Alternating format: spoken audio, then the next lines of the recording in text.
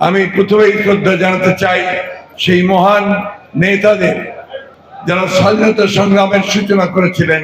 মৌলানা আব্দুল হামিদ খান ভাসানী, শের বাংলায় কে ফজলুল হক এবং হোসেন শহীদ সরওয়ার্দী, শেখ মুজিবুর রহমান এবং তারপরে আরো অনেক বরেণ্য নেতা কর্মী যারা স্বাধীনতা যুদ্ধে শহীদ হয়েছেন, গণতন্ত্রের জন্য প্রাণ দিয়েছেন।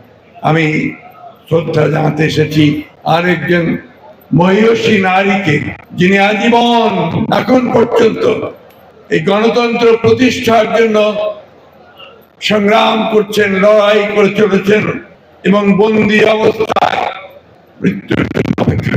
আমাদের সেই মহান নেত্রী, আমাদের দলের চেয়ারপারসন দেশনেত্রী বেগম খালেদা জিয়া। আমি শ্রদ্ধা সম্মান জানাতে চাই আমাদের ভারপ্রাপ্ত চেয়ারম্যান জনাব তারেক রহমানকে, যিনি অনেক অত্যাচার নির্যাতন সহ্য করে তার নির্বাসিত হয়ে বিদেশে অবস্থান করছেন এবং বিদেশ থেকে আমাদের নেতৃত্ব দিচ্ছেন জনাব তারেক রহমানের।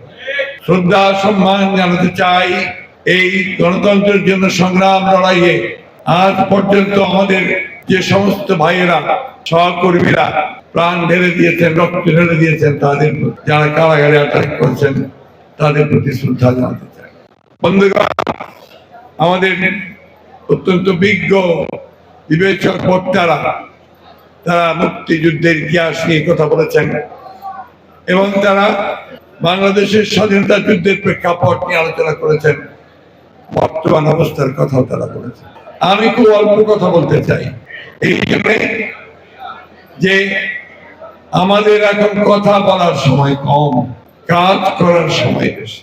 বন্ধুগণ, 1971 সালের স্বাধীনতা যুদ্ধের ঘোষণা শহীদ প্রেসিডেন্ট জিয়াউর রহমান সাহেব দিয়েছিলেন। এ ব্যাপারে কোনো বিতর্ক হতে পারে না, কারণ সেটা বিতর্কিত করতে গেলে বাংলাদেশের স্বাধীনতা যুদ্ধকেই বিতর্কিত করতে হবে। আজকে যারা এটা করছেন তারা মূলত পক্ষে স্বাধীনতার পক্ষে শক্তি নন। শহীদ প্রেসিডেন্ট জিয়াউর রহমানের এই ঘোষণার মধ্য দিয়ে একটা দিশেহারা জাতি যারা অপেক্ষা করছিল স্বাধীনতার ঘোষণার জন্য, তারা সেদিন দিশা খুঁজে পেয়েছিল শহীদ প্রেসিডেন্ট জিয়াউর রহমানের ঘোষণার মধ্য দিয়ে এবং ঝাঁপিয়ে পড়েছিল। এই বর্ণনা আপনারা শুনেছেন মনিরুল চৌধুরী, ফজলুর রহমান, হাফিজ সাহেবের মুখ দিয়ে। আজকে মুক্তিযুদ্ধের ইতিহাস বিকৃত করা হচ্ছে এবং বর্তমান শাসক গোষ্ঠী তারা অত্যন্ত পরিকল্পিতভাবে এই কাজটি তারা করতে চাচ্ছে। বরাবরই সবসময় গণতন্ত্রের বিরুদ্ধ শক্তি হিসাবে কাজ করেছে, যদিও মুখে তারা গণতন্ত্রের কথা বলেছে, কিন্তু সব সময় তারা গণতন্ত্রের বিরুদ্ধে কাজ করেছে। 1971 সালের পরে তারা ক্ষমতায় ছিল, তাদের নেতৃত্বে সেদিন যে সংবিধান রচনা হয়েছিল সেই সংবিধান তারাই কেটে কুটে গণতন্ত্রের একেবারে গলা টিপে হত্যা করে একদলীয় শাসন ব্যবস্থা বাদশাল করেছে। দুঃখ হয়, কষ্ট হয় তাদের সে অবিসংবাদী নেতা, যিনি তাকে তখন গণতন্ত্রের বরপুত্র বলা হতো, তার হাত দিয়ে সেদিন কিন্তু মাত্র 11 মিনিটে পার্লামেন্টে সেই একদলীয় শাসন ব্যবস্থা বাকশাল তারা কায়েম করেছিল।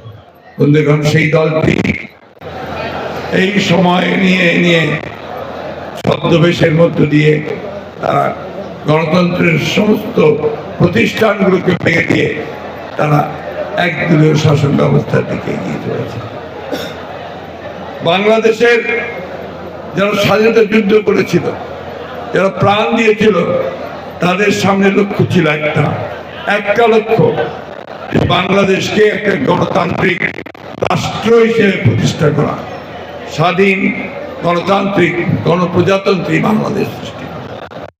পাকিস্তানের বিরুদ্ধে যুদ্ধ করে বেরিয়ে এসে তারা মনে করেছিল যেখানে আমরা এখন স্বাধীন হয়েছি, এখানে আমাদের গণতান্ত্রিক রাষ্ট্র ব্যবস্থা প্রতিষ্ঠা হবে, কিন্তু তারাই এই আওয়ামী লীগই সেই ব্যবস্থাকে ধ্বংস করে একদলীয় শাসন ব্যবস্থা প্রতিষ্ঠা করেছে। বন্ধুগণ, আজকে বাংলাদেশের কি অবস্থা এটা আমার চেয়ে আপনারা কেউ কম জানেন না। আজকে বাংলাদেশে গত নির্বাচনে সেটা আরো প্রমাণিত হয়ে গেছে যেখানে জনগণের অধিকারকে প্রয়োগ করতে দেওয়া হয় না।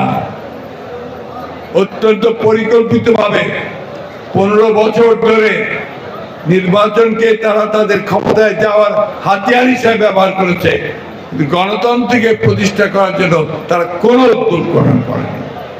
বরঞ্চ যারা আমরা গণতন্ত্রের কথা বলেছি, যারা আমরা নিরপেক্ষ নির্বাচনের কথা বলেছি, যারা দেশের অর্থনীতিকে প্রতিষ্ঠার কথা বলেছি, তাদের উপরে চরম দমন পীড়ন নির্যাতন নেমে এসেছে। বন্ধু, একটা দুটা কথা নয়, অনেক কথা। সেই কথা বলার অবকাশ এখন নেই, সেই সামর্থ্য আমার এখন নেই। আমি নিজে একটু অসুস্থ। একটা প্রতিষ্ঠান তারা বাকি রাখেনি, যে প্রতিষ্ঠানগুলোকে তারা দলীয়করণ করে ধ্বংসনা করেছে।